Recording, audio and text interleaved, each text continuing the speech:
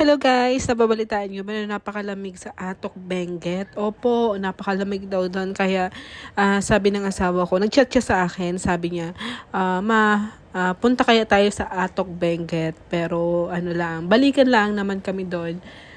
Mag-overnight lang kami, tapos kinabukasan, babalik agad ng Manila. Actually, itong video na ito ay noong January 31. Opo, January 31 kami pumunta sa Atok, Benguet. Alas 4 nga po pala kami umalis ng Quezon City. Then nakarating kami dito sa may Nueva Ecija, mga around 6 a.m. Gusto na nga rin namin pala mag-asawa na mag-stop over para kumain. Nagbaon na rin kasi kami ng kanin na usually hindi naman namin ginagawa kasi dati, grupo kasi kami mga nag-ride. Kumakain lang kami sa mga nadadaan na namin. Kasi yun ang pinakang ano namin, ang tawag doon, ride therapy.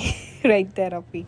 Since na kaming dalawa lang ng mister ko nagbabiyahe, nagbaon na lang kami. Nagluto siya ng paborito kong adobo. Sa oras na yan ay talagang kumakalam na yung sigmura namin, kaya naghanap na rin kami ng magandang pwesto na makakainan. May nahanap nga pala kami pwesto dito sa malapit sa 7-Eleven. Kaso sabi ko, parang nakakaya naman kasi hindi tayo magpapagasolina dun sa gasoline station.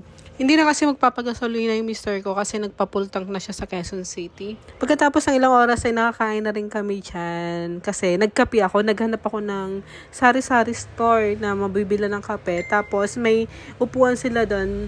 Nagpaalam na lang kami doon sa tendera na kung pwedeng kumain kami dito sa labas. Tapos sa bandang Pangasinan, nag-stop over na rin kami ng mister ko kasi gusto niyang umidlip at antok na rin siya. Alam niyo yung pagkatapos kumain, yung feeling na antok ka. Kaya yun, nagpalipas kami ng ilang minuto, tapos takbo na ulit. Makalipas ng ilang oras, mga alas 10 na yan, andito na rin kami sa pinakang boundary ng La Union. Diretso na rin yung biyahe namin dyan kasi nga gusto na rin namin makarating sa Atok, Benguet.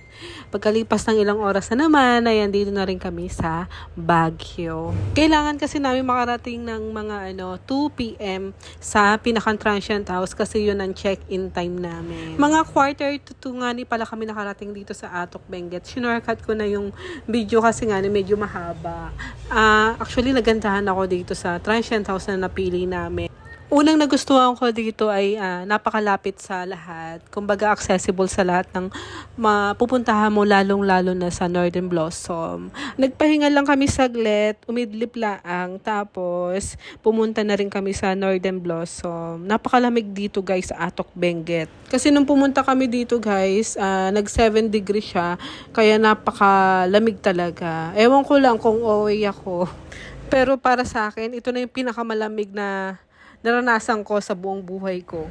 Mararanasan ko pa lang naman kapag nagpunta kami sa Korea o kaya sa Japan. Sige, i-manifest natin yan. Pagkatapos nga namin mamasyal dyan sa Northern Blossom, syempre, kailangan namin talagang kumain. Wala pa kaming kain dyan. Ang huling kain namin yung nasa kami, nag-stop over kami sa Nueva Ecija. Pagkatapos nga namin kumain ay naghanap na rin kami ng grocery para nga mamili ng lulutuin kinabukasan. Alam nyo ba guys, sa sobrang lamig dito sa Atok, Benguet, tingnan nyo yung mantika, tulog na siya. Habang nalalim nga ang gabi ay palamig ng palamig. Kaya sabi ko sa mister ko, tara na, uwi na tayo. Umuwi naman kami saglit, pero mamaya-maya ay nagyaya na naman yung mister ko. Pumunta daw kami sa highest point. Mula sa transient house hanggang dito sa highest point ay 2 kilometers lang naman ang layo. Sinusulit na namin kasi nga saglit lang naman kami dito at pauwi na rin kami kinabukasan. O siya, sa part 2 ko na lang kwento lahat. At sa mga magtatanong nga pala ng transient house, sige, sa next vlog ko yan. Manood kayo. Bye-bye guys! Ay siya nga pala, gusto ko nga palang magpasalamat sa lahat ng mga followers ko kasi nga malapit na tayong mag 85,000. Thank you so much. Mahal na mahal ko kayo. Bye-bye! Mwah!